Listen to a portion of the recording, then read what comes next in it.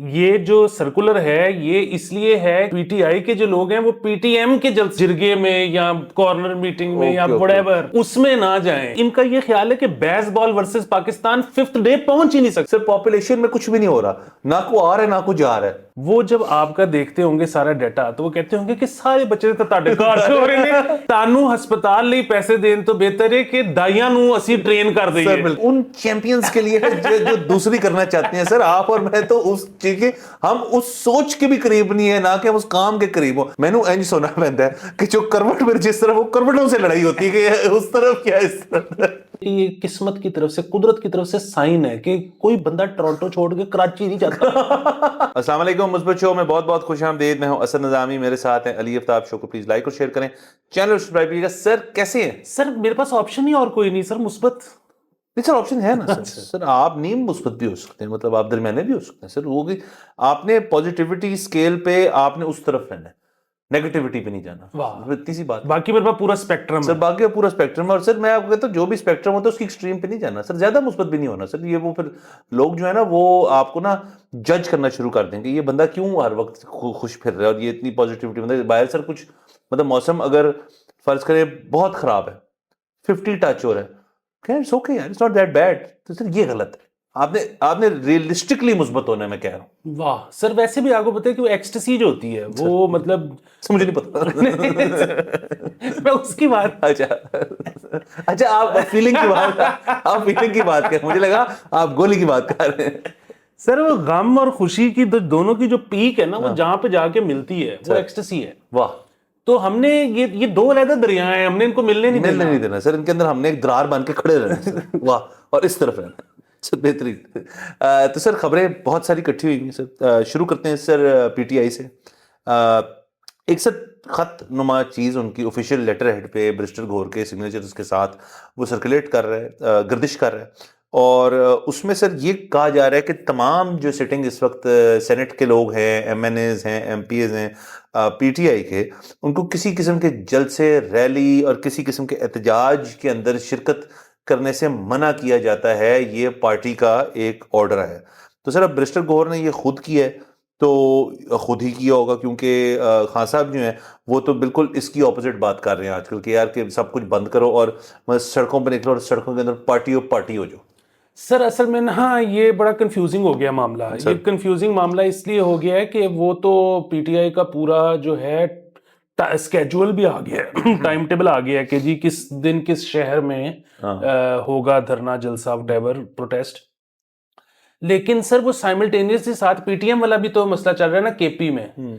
So basically ये जो circular है ये इसलिए है कि पीटीआई के जो लोग हैं वो पीटीएम के जलसे में ना या जिरगे में या कॉर्नर मीटिंग में या व्हाटएवर उसमें ना जाएं। राइट। जो हमारा है उसमें तो आए। अच्छा हाँ क्लियर नहीं किया ना सर उन्होंने।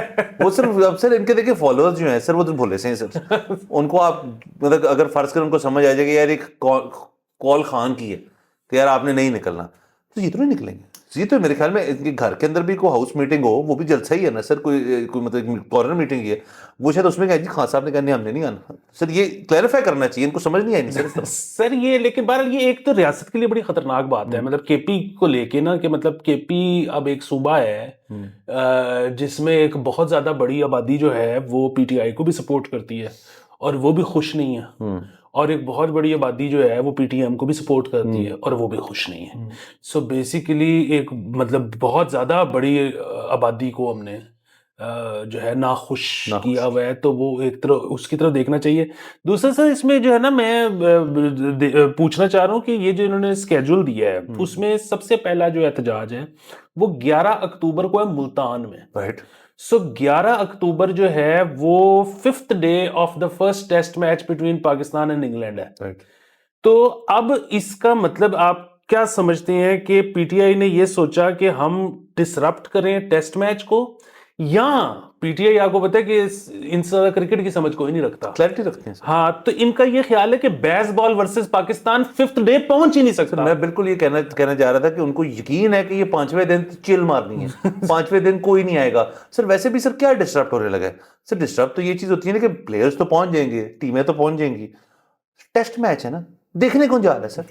कोई देखने नहीं जा रहा तो डिस्टर्ब किसको करेंगे? मतलब सर वो जो 10 बंदे जा रहे हैं देखने के लिए, वो कहेंगे ठीक है हम नहीं जाते, हम घर बैठ के देख लेते हैं। तो सर इसमें कोई डिस्ट्रप्शन है ही नहीं। हाँ वैसे भी वो मैंने मैच तो खैर मैं नहीं देख रहा, लेकिन उसामा की ट्वीट थी कि तीसरा दिन है बॉल स्पिन नहीं कर रहा। अच्छा बॉल स्पिन स्विंग करे ना करे, पाकिस्तान वर्सेस इंग्लैंड चौथा दिन नहीं टपता नहीं मैच। सर, नहीं सर, हमें नहीं नजर आ रहा है ये होते हुए। बाकी सर क्रिकेट का आपने छेड़ दिया तो सर सुना कि शान ने कुछ सर सेंचुरी मारी सर 150 मारा सर, वेरी नाइस, ये और अच्छी बात। उसने कुटापा चढ़ाया, उसने खाली स्कोर नहीं किया। अच्छा तो चंगी मारी है सर, वेरी नाइस सर। इसका मतलब है सर रेड बॉल में तो कैप्टन है आपके पास, मतलब यही है बंदा। ये 150 सर, इसकी मेरे ख्याल में इस 150 से बारी पक्की जो है अगली 2 सीरीज के लिए तो 100% है। हाँ जी सर, 2000 मेरे ख्याल में 20 के बाद उसने सेंचुरी मारी है। अच्छा ठीक है सर, मतलब एवरी 4 years नो प्रॉब्लम। नहीं सर, अब दुआ करनी चाहिए कि सर मैं तो चाहता हूँ ये हर वक्त ऐसे हो, और अगर कुछ चेंज आ रहा है इसके अंदर तो इट्स वेरी नाइस। बाकी Babar Azam again sir, I think अपनी पहली इनिंग्स जो थी उसके अंदर को 33 करके आउट हो गया था, इस किस्म की बात। तो सर कप्तानी छोड़ी अभी चले बहुत कम टाइम हुआ कप्तानी छोड़े हुए, बट वो प्रेशर तो चला जाता है ना फौरन सर कि यार मैंने कैप्टनसी डिसीजंस में मेरा कोई रोल नहीं है, मैं अपनी गेम पे फोकस करूंगा। तो वो focus I think sir बदरीज Aahista Aahista आएगा, 30 60 फिर 100। बिल्कुल। और हमें वो वेट करना सर चाहिए। अब्दुल्ला शफीक जो है उसकी भी तारीफ करनी बनती है, क्योंकि वो भी जरा इंटेंट के साथ खेला है, वेरी नाइस, अच्छा खेला है, वेरी नाइस। तो वेरी गुड सर ठीक है, बाकी सर ये बिल्कुल बेहतरीन है सर। देखिए हमने कैसे पीटीआई क्रिकेट क्लब की है, जो कि मेरे ख्याल में इनिशियल कंसेप्चुअलाइज जब पीटीआई हुई थी वो यही था कि यार हमने क्रिकेट के साथ साथ लेके जाना है। उसके बाद सर उसके अंदर फिर काफी आपको पता है चीजें डाल गई। और तो उसके बाद आप देखें ना कि दोनों में ही जवाल है। तो साथ साथ चल रहे। नहीं सर पीटीआई वाले तो नहीं मानते, वो तो कहते हमारा रूज है ये, क्योंकि हम तो सिंगल लार्जेस्ट पार्टी। हाँ ये बात ठीक है। ये बात ठीक है सर। सो सर मतलब अगर आप अपने ही ख्यालों में सोचें तो पीटीआई बेहतरीन है, और मेरे ख्याल में जो लोग क्रिकेट के बहुत बड़े फैंस हैं, जो रियलिटी नहीं एक्सेप्ट करना चाहते, उनके लिए क्रिकेट भी बड़ी मुकद्दस है इस टाइम पे यार, कि हमसे बेहतर कोई नहीं है इसमें। तो ये ठीक है सर, गुड अप्रोच। ये सर ये मुस्बत अप्रोच है, ये मेरा मुस्बत अप्रोच बताइए। बिल्कुल मुस्बत है। और देखिए मतलब वो अक्सर वो कहा जाता है ना, और ये बात बिल्कुल ठीक है कि 85% जो ख्यालात जिनकी वजह से आप परेशान रहते हो कि ये हो जाएगा फिर वो हो जाएगा, फिर आप बेसिकली ना सारा दिन हवाई ताइक्वांडो करते रहते हो कि यार ये होगा तो मैं ये करूंगा, वो होगा तो मैं वो करूंगा। 85% उनमें से होते ही नहीं है। तो आप बस मुस्बत सोची जाओ। मैंने अक्सर ही देखा है कुछ लोग यवलों की तरह जिंदगी गुजारी जाती है और उनकी बेहतरीन गुजरती है। सर बेहतरीन है सर। और मैंने सर वो आपने कुछ एपिसोड पहले जिक्र किया था कि जो हमारे शो के जो मेंटोर हैं, जिनकी वजह से हमने ये मुस्बत पॉलिसी अपनाई है, वो अब रिटायर कर गए। तो सर उनकी जगह किसी को तो हमें रखना चाहिए ना, वो तो है ही, मतलब वो तो मतलब पेट्रन इन चीफ है मतलब। लेकिन सर मैं जिम कैरी को नॉमिनेट करता हूँ सर, क्योंकि एक फिल्म उन्होंने हमारे शो शुरू होने से पहले ही बना दी जिसका नाम है यस मैन। तो यस मैन की सर स्टोरी ये है कि जिम कैरी को जो भी चीज़ कहेंगे ना वो उस पर यस कह देगा। आप उसे कहेंगे जापानीज सीख लो, यस, गिटार सीख लो, यस, छलांग मार दो कहीं से, पॉलिसी क्या है, यस पॉलिसी। तो जिम कैरी को सर मैं नॉमिनेट करता हूं, आप लोग भी बताएं कौन होना चाहिए, बट मेरी नॉमिनेशन सर आगे साहब। बिल्कुल ठीक है सर। मतलब और वैसे भी मतलब वो लॉजिकल प्रोग्रेशन जो है वो सर आसिम गफूर के बाद जिम कैरी बनती सर। वाह सर, आगे चलते हैं। तो सर ये खबर है कि सर पैदाइश वफात के सर्टिफिकेट का ऑनलाइन निज़ाम बंद। तो ये बेसिकली सर 187 यूनियन काउंसिल जो हैं, यूसीज जो हैं, उनको उन्होंने नादरा के अदा नहीं किए हुए पैसे, और इसकी बेसिस पे उनका जो ऑनलाइन सिस्टम है वो बंद है। तो सर इन इलाकों में जो लोग पैदा हो रहे हैं वो सिटीजन्स नहीं बन पा रहे, और जो लोग वफात पा रहे हैं वो लोग जा नहीं रहे। तो ये इस किस्म की चीज़ है, उनका वोट वही है, उनका वोट वही है। हाँ सर ये बड़ी जो है मनफी बात है सर। और बेसिकली यही हमारी अगर लोकल बॉडीज होती तो इस वक्त मैं और आप किसी का गिरबान पकड़ के कहते कि क्यों नहीं बन रहा, लेकिन हम किसी का गिरबान भी नहीं पकड़ सकते क्योंकि फिलहाल तो अफसरान सरकारी चला रहे हैं। तो इलेक्टेड होता तो हम पकड़ लेते। तो ये बहुत मनफी है। इसमें अब मुस्बत पहलू सिर्फ ये है कि ये जो डेथ सर्टिफिकेट और पैदाइश का सर्टिफिकेट है ये तो नहीं बन रहे, लेकिन निकाह नामे भी नहीं मिल रहे। ये मुस्बत पहलू है। अच्छा, लेकिन इसमें ये भी आप देखें कि एक और मुस्बत पहलू है सर, पॉपुलेशन में कुछ भी नहीं हो रहा, ना को आ रहा है ना को जा रहा है, इन जगहों पे स्टैग्नेट कर गई पॉपुलेशन सर। ये भी बात है सर बड़ी, जो कि हम चाहते हैं, सर उसका मैं इसका हल तो मौजूद है सर, मैं आपको बताता हूँ क्या है सर। इसका हल ये है कि आप नादरा और बाकी सारे जो है ना, सबसे पहले इस चीज को एलोकेट करें कि सबसे ज्यादा बच्चे हो कहाँ नहीं, लाहौर ले लें फर्ज करें, मतलब लेडी रेडिंग में बड़े बच्चे पैदा हो रहे होंगे, हमीद लतीफ अस्पताल है, नेशनल हो गया, और प्राइवेट पब्लिक मिला लें, तो उनको सिर्फ सर उनको कहना है अब से आपने खर्चा करना है, एक आपने लेना है पेंटियम 4, उससे ज्यादा जरूरत नहीं है सर इसकी, ज्यादा आपने हो तो आपने i3 ले लेना है सर पुराना वी सेंटर जाके, और आपने एक बंदा जो है अपने एडमिनिस्ट्रेशन में उसको हम लॉगिन पासवर्ड देंगे, प्रिंटर देंगे और सिक्योरिटी पेपर देंगे। जो बच्चा पैदा हो रहा है जिसका नेशनल हॉस्पिटल में या नेशनल कह रहा हूं किसी भी हॉस्पिटल में फर्ज करें वो बर्थ सर्टिफिकेट पहले अस्पताल का बनता है, वो बर्थ सर्टिफिकेट जिनका बच्चा पैदा हो वहीं जाएं उसी टर्मिनल में और उसे कहें मेरा प्लीज आप बर्थ सर्टिफिकेट निकाल दो जो नॉर्मल मेरा है, और वो ही रिपोर्टिंग बैक जारी हो और वो अपने सिस्टम में ऐड कर लें, मतलब अस्पताल से ही हो जैसे सारा काम। क्यों सर उठ के यूसी जाना आपने? जब वो नहीं चाहते कि हम आए तो वो वहां इनको इंस्टॉल कर दें और उनसे फीस भी चार्ज करें इस चीज की। हाँ, अगेन वही वाला मसला है सर कि वो जो फीस ही तो देनी थी यूसी ने जो नहीं पहुंची, तो अब ये भी फिर एक बड़ा मसला हो जाएगा कि फिर अस्पताल से फीस पहुंचेगी कि नहीं सर पहुंचेगी। अस्पतालों से पहुंच जाएगी सर फीस, पब्लिक सेक्टर से तो पहुंच जाइए नहीं ना सर। हाँ, प्राइवेट वाले तो दे दिया करेंगे सर, एक चाम है ना कि यार आप बच्चा भी हमारे पास करें, उसकी डॉक्यूमेंट्स भी हम पूरी करके देंगे आपको। हाँ, लेकिन फिर सर आपको पता है कि यहाँ पे तो उस किस्म के भी बड़े मामला तो ना, आप तो शायद उसमें से गुजर भी चुके हैं कि अगर कोई रहता डीएचओ और उसका बच्चा जो है वो किसी और जगह पे तो सर मैं कुछ तो सर वो ऐसे हुआ सर कि अगर आपका डीएचए में हुआ बच्चा तो डीएचए में नहीं हुआ और आप डीएचए के रहायशी हैं तो, और आप कंटोनमेंट बोर्ड जो है डीएचए को लगता है वहाँ चले जाएं तो वो आपसे पूछेंगे कि बच्चा किस अस्पताल में हुआ, तो हम कहेंगे जी गुलबर्ग में अस्पताल, तो कहते हैं उनकी यूसी में जाए, लेकिन मैं तो डीएचए का रहायशी हूँ। कहते बच्चा कहाँ पैदा हुआ है? लेकिन बच्चा गुलबर्ग में हुआ है। तो मैंने कहा इसका हाल क्या है? कहते हैं आप ये लिखते इसके ऊपर एक सर लेटर तैयार है कि बच्चा घर पे पैदा हुआ है। बच्चा जो है वो घर पे हुआ है और घर कहाँ है? डीएचए में। तो अब आपका बर्थ सर्टिफिकेट बन जाएगा सर।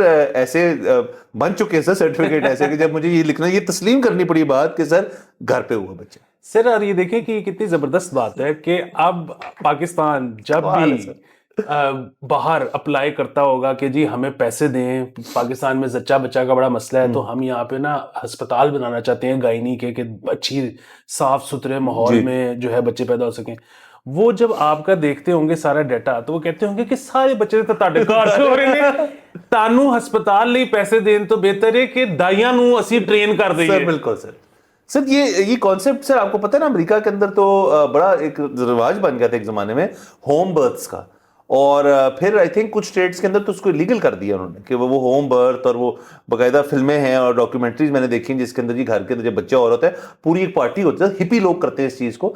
लेकिन सर ये बड़ी खतरनाक चीज़ है, अगर किसी को खुदा ना खास्ता इमरजेंटली करना पड़े और आपके पास कोई ट्रेन प्रोफेशनल, आपको पता है सर कॉम्प्लिकेशंस तो फिर बहुत पैदा हो जाती हैं, अस्पताल में ही करें। लेकिन ये आपको हमने टिप दे दी है मुस्बत शो की तरफ से कि आपने बर्थ सर्टिफिकेट भी घबराना नहीं है, आपने जाके वहाँ एक वाइट लाए देना है कि यार करते हो बच्चा, और तो सर आपका काम हो जाएगा।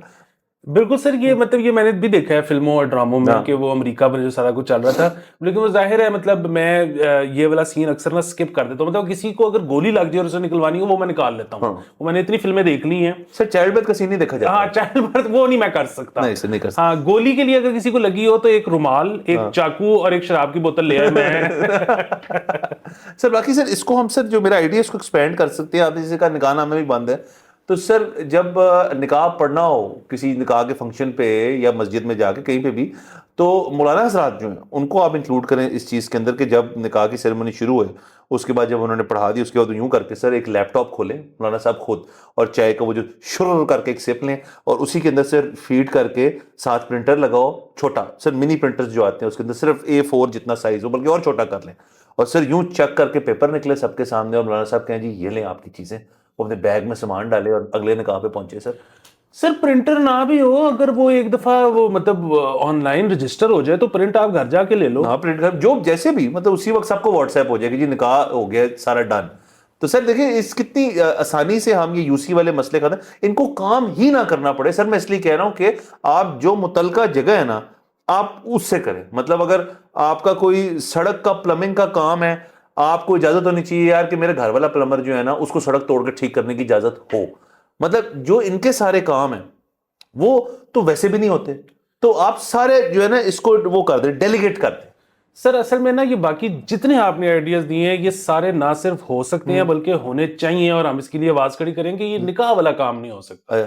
उसकी वजह ये है कि ये पीछे जो है ना बड़ा चेकिंग होती है। आपको पता है यहाँ पे तो मुल्की जो लीडर्स हैं वो भी इस मसले से नहीं बच सके कि जी उस फलाने का निकाह पे निकाह हो गया। ओ अच्छा, ये जरा कॉम्प्लिकेशन है। कि तलाक रजिस्टर किस वक्त तारीख को हुई वाह थी, अगला निकाह किस तारीख सर, को। ये तो उन चैंपियंस के लिए है जो दूसरी करना चाहते हैं सर। आप और मैं तो उस चीज के, हम उस सोच के भी करीब नहीं है, ना कि हम उस काम के करीब हो। मतलब सर जब हम कुछ सुनते हैं किसी ने दूसरी की है तो आप और मैं बेफडल हो जाते हैं।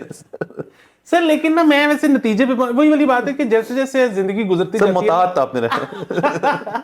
कि जैसे जैसे जिंदगी गुजरती जाती है ना, तो पहले जिन चीजों की बिल्कुल समझ नहीं आती, आपको समझ आनी शुरू होती है कि क्या गेम क्या है गेम पीछे। क्या, कहानी कैसे, इसे सोचा क्या था। ऐसे सोचा क्या था। अच्छा अब वो पता है कि मतलब लोगों का कुछ का मेरे ख्याल में वो जो ख्याल, मतलब ज्यादातर हमारा ये ख्याल था कि यार इसको मतलब जिंदगी में ये थ्रिल चाह रहा था, तो शायद इसने इसलिए ये हरकत कर दी है। हाँ लेकिन उस थ्रिल के लिए तो मतलब निकाह जरूरी नहीं है। हाँ हाँ तो वो जो है वो तो मतलब खैर जरूरी है। हाँ हम ये उस तरह से नहीं कह रहे, हाँ ये वो तो मजहबी लिहाज से बिल्कुल जरूरी है। हम तो वैसे कह रहे हैं कि लोग जो करते हैं हाँ, उस लोग पे तो करते हैं जो एक जो थ्रिल सीकिंग करते हैं। थ्रिल सीकिंग करते हैं।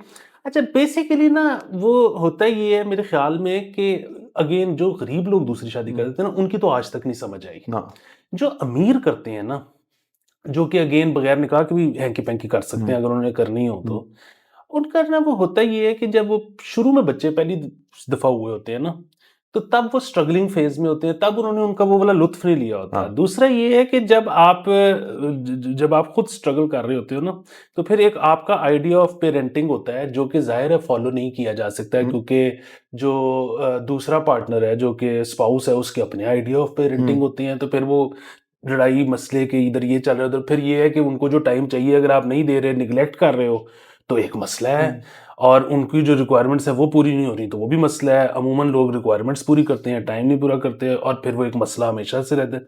जो अमीर हो जाते हैं ना, वो फिर जिंदगी का एक लुत्फ लेना चाहते हैं, और वो लुत्फ ये लेना चाहते हैं कि जिस वक्त मैं चाहूं तो मैं घर जाके कहूँ कि आओ भाई कडलू कडल करो, कडल और बाकी मैं अपने दोस्तों के साथ हूँ, मैं अपने काम पे, और वो, और घर पे जब भी कोई मसला हो रहा है ना, तो मैं बच्चे के और स्पाउस के मुंह में ऐसे पैसे फिट कर दूं कि ये लो। जाओ सर, वाह।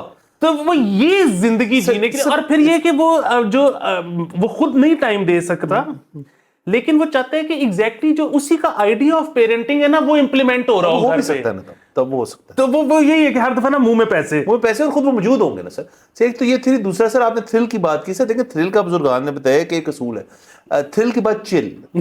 यहाँ पे सर मसला ये लोगों की थ्री, बल्कि थ्रिल मुस्तकिल। सर वो मतलब थ्रिल खत्म ही नहीं करना चाहते सर। तो ये एक मसला है सर कि वो फिर आपको ना जरा एक मिडिल ग्राउंड ढूंढना पड़ता है, अपने साथ समझौता करना पड़ता है, खड़ो जा। एक ये बात सर। दूसरा सर जो हमारे जानने वाले हैं सर, वो सर उन्होंने खुद तो कभी दूसरी शादी नहीं की, लेकिन उन्होंने बहुतों ही कराई है।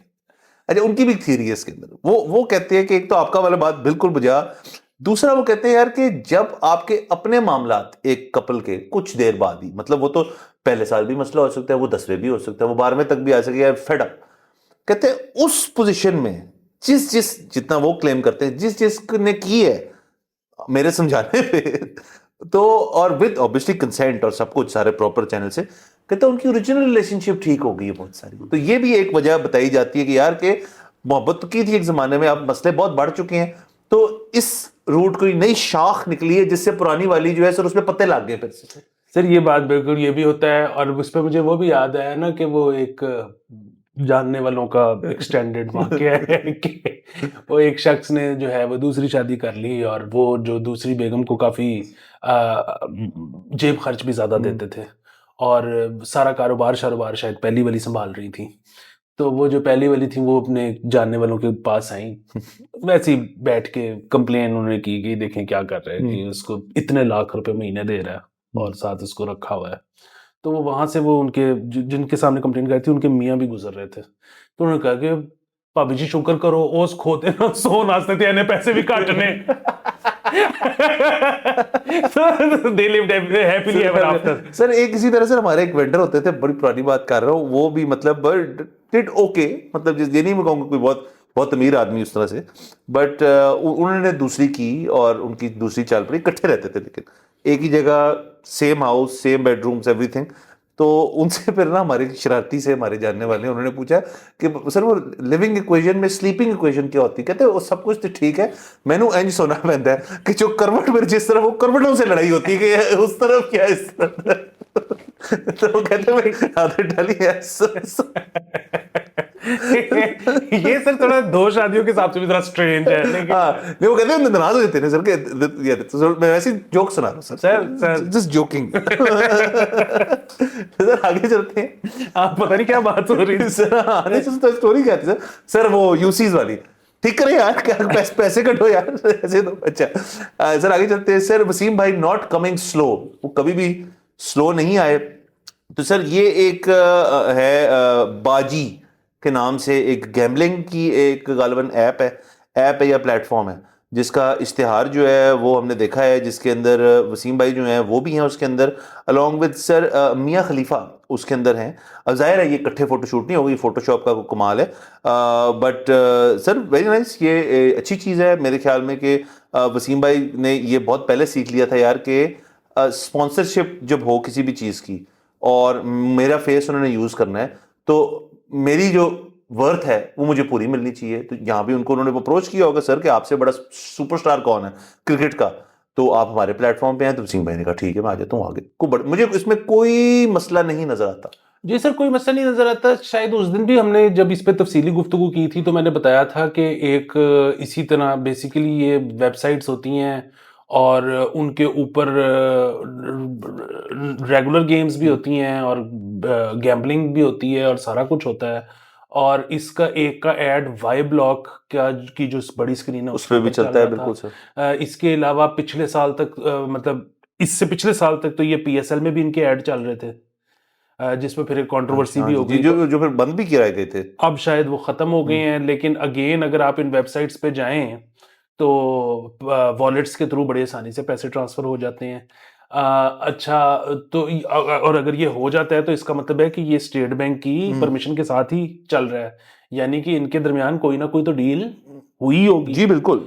और इसके अलावा अगर आप अभी इंस्टाग्राम खोलें तो आपको बहुत सारे पाकिस्तानी एड्स टिकटॉक इंस्टाग्राम पे मिलेंगे। मतलब एड्स से मतलब है कि एड्स तो हैं ही हैं, बहुत सारे आपके छोटे इन्फ्लुएंसर्स, मतलब वसीम भाई तो बहुत बड़े इन्फ्लुएंसर हैं, छोटे इन्फ्लुएंसर्स जो हैं वो इनको एंडोर्स कर रहे हैं। बल्कि मैं आपको एक आपस की बात बताऊं, ये कुछ 8-10 ऑफर्स मुझे भी आ चुकी हैं। Sir very nice. और वो सिर्फ ये था कि वो बहुत ही कम पैसे दे रहे थे, तो मैंने कहा यार मतलब रिस्क भी ले थोड़ा सा बंदा, मतलब एसोसिएशन भी तो है ना सर। बट चले सर वसीम भाई के लिए ठीक है, मैं कह रहा हूँ लोग असल में कह रहे हैं कि देखो मियां खलीफा भी है तो भाई क्या है, मतलब हम उसका क्या ताल्लुक है इस चीज से कि वो उनकी वो मैंडेट तो वो कंपनी का है, वो किस प्रोफेशन से लोग को ले रहे हैं। नहीं, वैसे भी मियां खलीफा ने तो वो प्रोफेशन छोड़ दिया सर बिल्कुल। हाँ सर छोड़ दिए, बिल्कुल छोड़ दिए सर। और आप करेक्ट सर। मियां खलीफा, मैं उस दिन हैरान रह गया था, किसी ने मुझे बताया, मैंने पहले माना ही नहीं, और उसके बाद फिर उसने मुझे वेबसाइट से खोल के दिखाया तो फिर मुझे यकीन आया। उसने मेरे ख्याल में जिंदगी में शायद अंडर 30 फिल्म्स की है। सर ऐसे ही होगा सर, लेकिन वो बस एक इंस्टेंट, मतलब जो भी मतलब मुझे तो नहीं पता, बट इंस्टेंट एक हिट थी सर, वो तो अच्छी बात है सर। मैं कह रहा हूँ सर कि एसोसिएट इस तरह हो जाना कि कंपनी ने 2 लोगों को लगा दिया है इकट्ठे, इस पे किसी को ज्यादा परेशान नहीं होना चाहिए, इज माय पॉइंट। ना ही वसीम भाई को उतरे होंगे, ना उन्होंने कहा होगा यार कि इसके साथ ना लगाओ, उनको क्या है, तो चीज है ना, कंपनी है। हाँ, वसीम भाई का तो बड़ा मैंने सुना है, मतलब आई डोंट नो पर्सनली, लेकिन मैंने सुना है बड़ा सिंपल सा असूल होता है कि आप वसीम भाई के मैनेजर को फोन करते हो और उनको डेट्स लेते हो और उनके अकाउंट में पैसे ट्रांसफर करते हो। वसीम भाई बहुत प्रोफेशनल तरीके नहीं प्रोफेशनल है सर, ये तो हमें पता है सर, वसीम भाई है प्रोफेशनल बिल्कुल। तो सर आगे चलते हैं सर। एक जबरदस्त खबर सर। सर एवं ही सर आप तनकीद करते हैं पीआईए पे इतनी ज्यादा नहीं करनी आइंदा से सर। उन्होंने सर तमाम एयरलाइंस की हिस्ट्री में एक रिकॉर्ड कायम किया।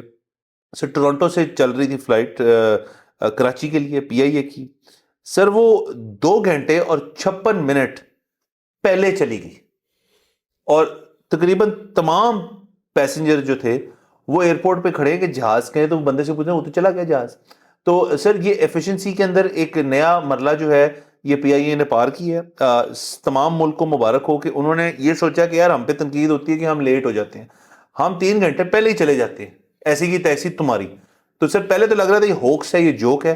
फ्लाइट जब स्केड्यूल चेक किया और जो डिटेल्स निकाली फ्लाइट की, उसके अंदर से कंफर्म हो गई बात कि जी वो टोरंटो एयरपोर्ट से 3 घंटे पहले पीआईए का जो जहाज था वो प्री मेच्योरली रुखसत हो चुका था।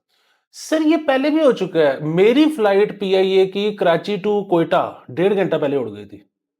सर वो ठीक है ना सर कि टोरंटो से कराची आ रही है सर, आप से कराची से कोयटा तो पहुंच जाना था आपने सर। उसमें क्या है सर कोयटा पहुंचना और वहां से वापस आना कोई आसान काम नहीं, हफ्ते में एक फ्लाइट होती ये है। बात भी ठीक है सर, आपकी बात तो ये वैसे सर है तो मुस्बत ही उस लिहाज से ना। उस लिहाज से मुस्बत है सर। मैं आपको वैसे इस पे एक और बात बताऊं कि ये मेरे साथ सिर्फ पीआईए पे नहीं हुआ। टर्किश पे मेरी सेकंड लेग जो थी फ्रॉम टर्की टू लाहौर, वो सर 2 घंटे पहले उड़ गई और मैं तो वो पकड़ भी नहीं सका। जाहिर उसकी है वजह आप पहुंचे ये ही नहीं होंगे। क्योंकि मैं पहुंचा ही नहीं। तो उस पे मुझे जो है उन्होंने अगले दिन की टिकट दे दी और उस रात का होटल दे दिया, वेरी नाइस। लेकिन मुझे वीजा खरीदना पड़ा $60 का टर्की एंटर करने के लिए। टर्की एंटर करने के लिए। और मैं सिर्फ हिसाब लगाया कि वो अल्लाह की शान है और आपको पता है जिस तरह दुनिया चलती है कि वो टर्की जो है वो हमसे बहुत बेहतर हालत में है, वरना उनके सर ऑपरेशन हमारी तरह के हैं। सर वो ठीक है बात sir, I am sure Turkish airlines के अपने मसले चलते रहते होंगे, मैंने भी काफी ट्रैवल किया टर्किश पे। बट सर आप एक तो ये देखिए, उन्होंने आपको वीजा वीजा छोड़े आप, उन्होंने आपको होटल दिया और उन्होंने आपको अगले दिन की टिकट दे दी, चले दैट्स गुड। आपको ज़ाहिर तंगी पेश आई, बट सर वीजा तो देखिए ना आपकी जिम्मेदारी है। अब ये उनकी जिम्मेदारी है, उनके पास बहुत सारे लोग ऐसे आते हैं कि इनको वीजा की जरूरत ही नहीं है। उनके साथ टर्की की अंडरस्टैंडिंग है कि जी आप बस आए और दाखिल हो जाए, कई पासपोर्ट्स पे ऐसे हैं। तो वो तो आपका मसला है ना सर कि आपको वीजा नहीं देते लोग, तो सर उस पर आपने टेंशन नहीं ठीक लेनी। है। बाकी सर ये जो टोरंटो में रह गए, फर्ज करें ये कहीं से आए टोरंटो और फिर आगे कराची जा रहे थे, ये भी तो मुमकिन है कि अमेरिका से टोरंटो वाया टोरंटो ली फ्लाइट, कुछ देर रहे वहां पे होटल में रहे, चेकआउट किया, छुट्टी के लिए गए हुए थे। आपके ख्याल में सर पीआई ने इनको दिया होगा सर कोई स्टे या कुछ टिकट दिया हो, क्या क्या किया होगा? सर पीआई को देने की जरूरत ही नहीं है ना। देखिए ये पीआईए को उनको बताना चाहिए कि ये किस्मत की तरफ से, कुदरत की तरफ से साइन है कि कोई बंदा टोरंटो छोड़ के कराची नहीं जाता। और वो भी पीआईए पे। तो सर ये बात भी ठीक है सर, बिल्कुल ये बजा बात है। लेकिन चलें सर, ये तो होगी सर तमाम खबरें आज की। सर मेरे ख्याल में खत्म ही होगी सर खबरें। ओहो, खत्म तो नहीं होती सर, बट आज के लिए सर मेरे ख्याल में इतनी है। कल आपसे इंशाल्लाह फिर मुलाकात होगी। खुदा हाफिज़।